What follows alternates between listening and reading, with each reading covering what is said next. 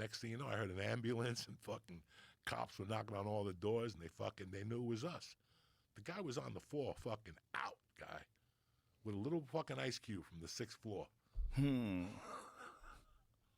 Yeah, 6'4" ice cube hit you in the head. 6th fucking floor. That'll fracture your fucking skull. Man, I used to do so many crazy things like that, Joe. When I was on 88th Street, when I was like 6 or 7, I would play with these kids. There was 205 West 88th Street was on the corner. Then there was a parking garage. It's still there. And I would play in there with the kids. And then when I would get a little bit of anxiety, I would go up to my apartment, to my bedroom, and my mother used to have the 45s from the record player at the bar, and she would give me the ones she'd take out, and I'd go by the window, and I'd just throw them out. And they would come out like boomerangs, and come down, and you hear, hey, stop that. And I'd just throw like 50 of them out. And then you hear like the kids going, hey, fuck you. They didn't know it was me.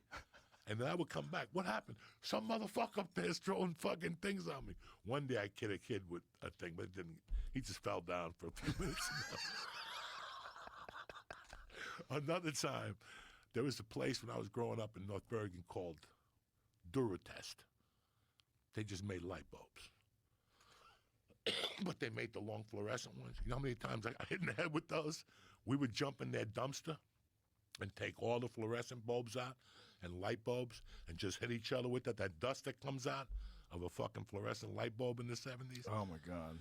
So we would have those light bulb wars all the time. And then we started having them from the roofs, and people would throw light bulbs up at us, and we would throw light bulbs back.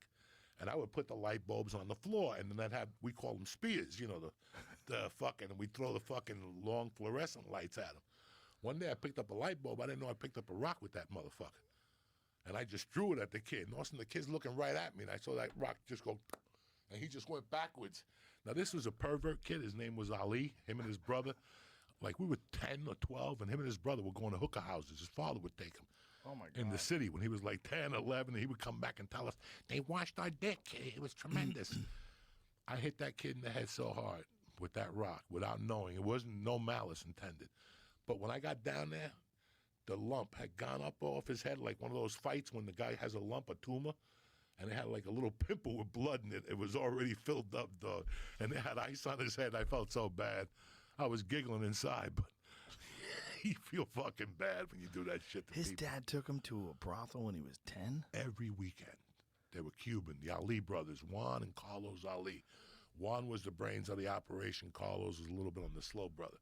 He was like the Lenny of the Squiggy. How crazy is it taking a 10-year-old to a brothel? Bro, they were going every weekend into the city. 6th grade, 7th grade. Jesus Christ. And telling us about all the stories Oh, my God. on fucking Mondays. Oh, my God.